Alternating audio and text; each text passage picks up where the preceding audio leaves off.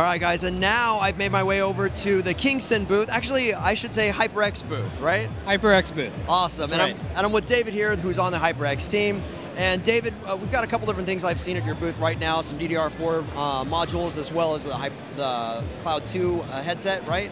And that, I mean, the Cloud 2 headset's been out, but I really want to kind of start with the DDR4 DIMMs, if you don't mind. So can you tell me a little bit about some of the specs and what you guys are pushing out on the next line? Yeah, you bet. We launched an entry-level DDR4 kit here called the HyperX Fury. Okay. And specs are basically, it starts at 2133 megahertz, 2400 and 2666 megahertz. Pretty simple, 8 gigabyte, 16 gigabyte kits of 2. We even do a 32 and 64 gigabyte for ones who want more memory. Yeah. And the timings on there are really loose. The most important thing is it's plug and play.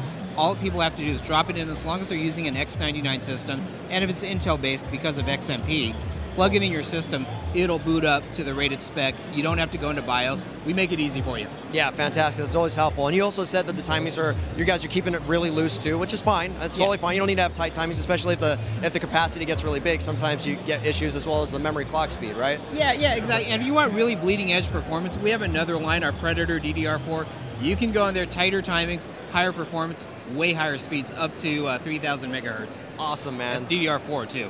Okay, so obviously released the Cloud 2 headset, right? But David, kind of high level, what are the main features that have been changed from the Cloud 1 to the Cloud 2 headset? Biggest one is this 7.1 virtual surround. That's what we love about this headset. You really want to hear footsteps coming from behind you or coming at you, bullets whizzing by.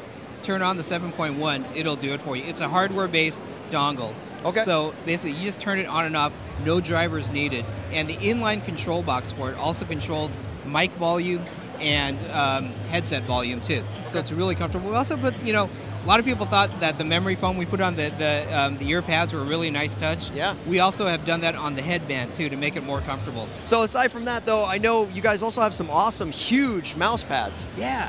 I mean, that's a benefit there being that if you want to have a mouse pad that's really wide and huge, so you can get really long, sweeping, arcing movements with your mouse, a big mouse pad obviously is a must. On top of that, big issue I typically have from time to time is a bigger mouse pad that doesn't fit underneath my keyboard all the way across. Then my keyboard's kind of at a small angle. Not massive, but small, and it can be annoying sometimes. So you guys, what's the largest size mouse pad you guys are rocking? Yeah, our HyperX Fury mousepad comes in 4 sizes. The largest one is about 19 by 35. Oh, wow. So can you imagine, it's almost a yard wide for both your keyboard and your mouse. You could build a system on that really easily too. That's another kind of like minor use for a pad, but just keeping your case from scratching up a desktop, another really good way of using it. Yeah, it's really good. We have all really the 4 different sizes. So if you want to put just the case on there, you're covered. Mouse and keyboard, just the keyboard, just the mouse. We go from small, medium, large, extra large, so all the way from 9 by 11 up to 19 by 35. That's massive. One of them is guaranteed to work for you. You guys covered all the gambit.